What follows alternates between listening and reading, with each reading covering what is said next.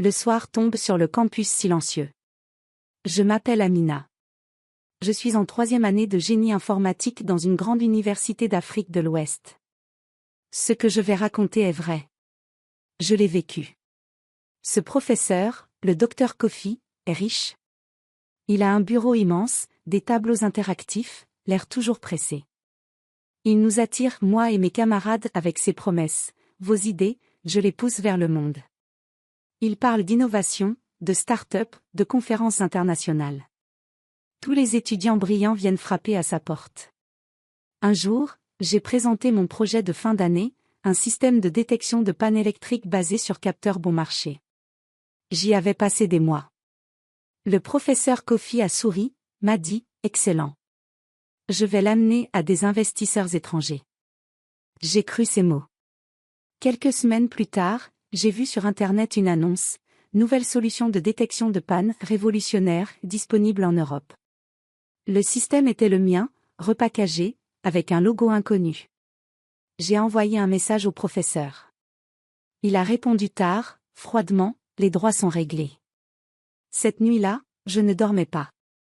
Je revenais sur le chemin désert, entre les bâtiments. Une silhouette s'est glissée derrière moi. C'était Kofi, son visage dur dans la lueur d'un lampadaire. « Tu ne comprends pas » a-t-il murmuré. « Ce monde ne respecte pas les faibles. » Je voulais crier, courir. Mais mes jambes étaient lourdes. Il a sorti une clé USB noire obsidienne. « Ceci est ton projet original. » Il l'a écrite d'un mot, propriété de Global Tech. Puis il a disparu dans l'ombre, comme s'il n'avait jamais été là. Le lendemain, le labo était vide. Tous mes fichiers avaient disparu de l'ordinateur central. Les autres étudiants évitaient mon regard. J'ai compris, Kofi avait vidé ma recherche, effacé ma trace. Et vendu mon travail. Depuis, chaque nuit, je revois son sourire glacial. Le campus semble plus froid, comme si les murs retiennent un secret lourd. Je sais que mes idées voyagent quelque part, transformées pour d'autres. Moi, je reste ici, à marcher seul, à chercher une justice qui ne viendra peut-être jamais. La lune éclaire à peine l'allée quand j'y retourne. Les feuilles mortes crissent sous mes pas. Je serre la clé USB contre mon cœur. À l'intérieur, mon code, mes schémas, mes nuits blanches. Je sais que c'est ma seule preuve. J'avance vers le vieux bâtiment administratif, là où Kofi garde ses dossiers. Les fenêtres sont barricadées, mais une grille mal fermée m'invite. Je pousse doucement. L'air est chargé d'une odeur de vieux papier et de poussière. Au sol, des feuilles volantes, contrats signés, lettres en anglais, montants indéchiffrables. Sur un bureau, la lueur d'un écran veille encore. J'y branche la clé USB. Mon projet apparaît, et à côté, un dossier, Global Tech. Je comprends, ils ont un bureau secret ici, dans notre université. Soudain, un bruit de pas. Je débranche tout, le cœur battant. C'est Kofi. Il s'arrête, me fixe. Son ombre s'allonge, menaçante. Tu joues un jeu dangereux, Amina. Sa voix est douce, glacée. Je tends la clé USB. Voilà. Prends-la. Mais je garde une copie. Il fronce les sourcils. Tu crois vraiment pouvoir m'arrêter avec ça? Il s'approche, tend la main. Je recule, déterminé. Je parlerai aux journaux, aux associations. Les gens doivent savoir. Il rit, un son creux. Personne ne croira une étudiante contre moi. Avant qu'il ne réagisse, je sors mon téléphone et commence à filmer. Le visage de Kofi, ses dossiers exposés. Voici la preuve, dis-je d'une voix claire. Il plonge la main vers mon poignet. Je me débats, je sens la panique monter. Dans un réflexe, j'appuie sur « Live » et partage la vidéo sur les réseaux étudiants. Les lumières du couloir s'allument soudain. Des voix arrivent. Des camarades, alertés par la diffusion. Kofi recule, son masque de contrôle fissuré. Je ne sais pas ce qui va se passer ensuite. Mais pour la première fois depuis des semaines, je ne me sens plus seul. L'agitation grandit dans le couloir, des portes s'ouvrent, des silhouettes inquiètes apparaissent. J'entends des chuchotements, Qu'est-ce qui se passe? Regarde, c'est Amina. Kofi recule vers son bureau, les mains levées.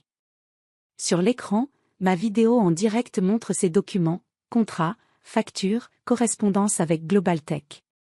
Un murmure de colère parcourt la foule, certains sortent leur téléphone pour filmer aussi. Une camarade, Mariam, s'avance, on va appeler le doyen. Un autre, Issa, parlemente déjà avec 2 agents de sécurité attirés par le bruit.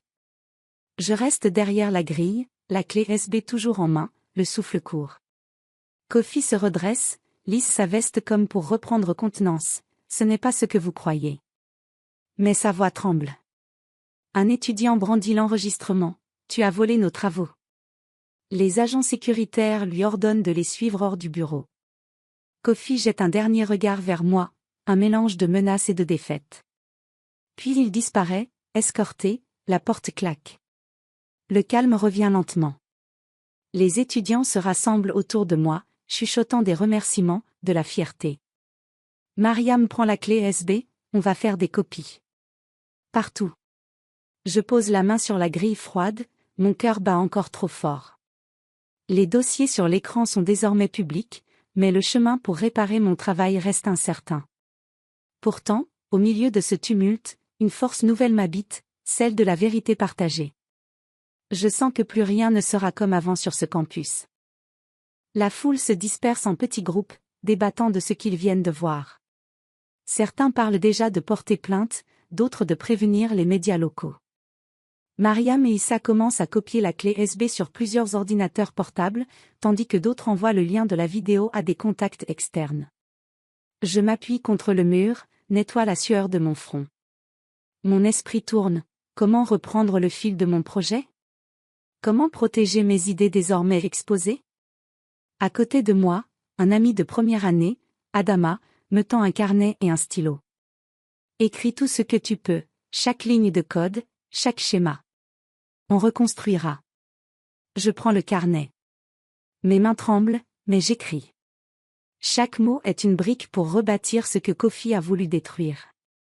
Derrière moi, j'entends le doyen arriver, sa voix grave résonne dans le couloir. Que s'est-il passé ici? Un groupe d'étudiants s'avance, dossier à la main. Ils expliquent. Le doyen fronce les sourcils, lit les contrats exposés sur l'écran, puis se tourne vers moi. Amina, pouvez-vous détailler? Je hoche la tête, rassemble mon courage. Je raconte, simplement, sans fioriture, le vol, la vente, la trahison. Le doyen écoute, silencieux. Autour, les regards sont tournés vers moi. Quand j'ai fini, un murmure d'approbation parcourt l'assemblée. Le doyen ferme les yeux un instant, puis dit, « Nous allons enquêter. » Personne, ici, n'est au-dessus des règles. Un sentiment nouveau m'envahit, l'espoir. Pas la fin de l'histoire, juste un tournant. Le combat continue. Les agents de sécurité ferment la porte du bureau, confisquant les documents restants. Dans le couloir, l'agitation retombe un peu, laissée par l'urgence de l'instant. Je reprends place parmi mes camarades, le carnet ouvert sur mes genoux. Mariam chuchote, il faut alerter le syndicat des enseignants-chercheurs, et peut-être le journal étudiant. Issa hoche la tête, et contacter un avocat bénévole. Il s'active, organise un plan d'action. Je regarde autour de moi, des visages familiers, soudés par l'injustice. Adama m'apporte un deuxième stylo. On va y arriver, dit-il. Je souris malgré la fatigue. Au bout du couloir, le doyen discute au téléphone, probablement avec la présidence de l'université. Son ton est grave, déterminé. Puis il raccroche et s'avance vers nous. Amina, commence-t-il, je veux que vous soyez présente à l'audition demain matin. Apportez toutes vos preuves. Je relève les yeux, serre le carnet. D'accord, monsieur le doyen. Il se tourne vers les autres étudiants, personne ne quitte le campus sans mon accord. Je veux que tout soit documenté. Les camarades acquiescent. Certains prennent des photos des documents sur leur téléphone, d'autres copient des pages du carnet d'Amina. Bientôt, plusieurs copies numériques et papier existeront. Je sens le poids du regard collectif, plus personne n'ignore ce qui s'est passé. À l'étage, les lumières s'éteignent peu à peu, mais ici, dans ce couloir, une énergie nouvelle vibre, celle d'un groupe uni, prêt à défendre la vérité. Je tourne une page de mon carnet, prêt à inscrire la suite de l'histoire.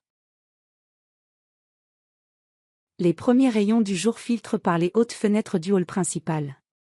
Les couloirs sont calmes, mais une tension palpable persiste. J'arrive, carnet et clé USB en main, suivi de près par Mariam et Issa.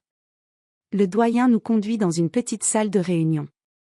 Une table ovale, quelques chaises, un projecteur éteint. Sur les murs, des affiches de cérémonies universitaires passées. L'atmosphère est solennelle. Le doyen prend place à l'extrémité de la table. À ses côtés, un représentant du syndicat des enseignants, un avocat bénévole et un secrétaire qui consigne tout. En face de moi, Kofi entre, flanqué de son avocat. Son regard croise le mien, lourd de défis. Le doyen ouvre la séance. Nous sommes réunis pour examiner les allégations de vol de propriété intellectuelle portées par mademoiselle Amina contre le docteur Kofi. Il désigne le secrétaire, merci de lire le rapport préliminaire.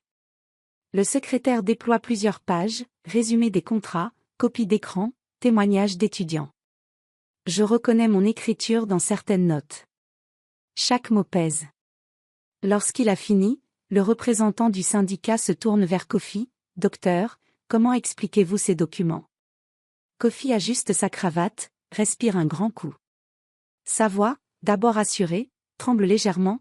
Ces accords ont été signés en bonne et due forme. Les étudiants ont cédé leurs droits. Le doyen fronce les sourcils. Pourtant, plusieurs témoignages affirment que la cession s'est faite sans information claire ni consentement éclairé. Un murmure s'élève. Mariam serre ma main. Je sens sa solidarité. Kofi esquisse un sourire forcé, cherche ses mots. De l'autre côté de la table, l'avocat bénévole me fait signe. Je pose le carnet devant lui. Ces schémas et ce code sont datés et signés de ma main avant toute rencontre avec le docteur Kofi, dit-il en feuilletant. Le doyen se tourne vers moi. Amina, voulez-vous ajouter quelque chose ? Je prends une profonde inspiration. Ma voix résonne dans la pièce, oui. J'exige que mon travail me soit restitué et que justice soit faite pour tous les étudiants lésés. Les regards se tournent vers Kofi. Son sourire a disparu. Il regarde le sol. Autour de la table, le silence pèse, chargé d'attente. Kofi reste silencieux. Son avocat chuchote quelque chose à son oreille, mais il ne répond pas. Ses épaules s'affaissent un peu. Le doyen le fixe longuement, puis tourne une page de son dossier. En attendant que la commission disciplinaire prenne une décision définitive, je vous informe, docteur Kofi, que vous êtes suspendu de vos fonctions d'enseignement et de recherche. Un frisson traverse la pièce. Mariam étouffe un petit cri de soulagement. Issa souffle bruyamment, comme s'il retenait sa respiration depuis des heures. Le représentant du syndicat ajoute: nous allons mettre en place un comité étudiant pour suivre tous les projets de recherche. Plus personne ne pourra vendre nos idées sans notre accord. Je ferme doucement mon carnet. Mes mains sont moites, mais je me sens plus légère. Pas parce que tout est réglé. Non. Mais parce que, cette fois, nous avons été entendus. Kofi se lève lentement, contourne la table sans un mot. Avant de franchir la porte, il se tourne vers moi. Son regard n'est plus le même. Fini l'assurance. Il ne dit rien. Et puis il disparaît. À la sortie, les étudiants m'attendent. Certains que je ne connais même pas. Ils m'applaudissent doucement. D'autres m'embrassent, me remercient. Ce soir-là, je suis resté longtemps seul sous le grand manguier du campus. Là où j'avais l'habitude de rêver, carnet sur les genoux. Je n'avais plus peur. Je sais maintenant que ce concret vaut plus que de l'argent. Et que parfois, dans l'ombre d'un vol, naît une lumière que personne ne peut voler. Parce qu'on ne vous a jamais raconté cette histoire. Mais maintenant, vous savez.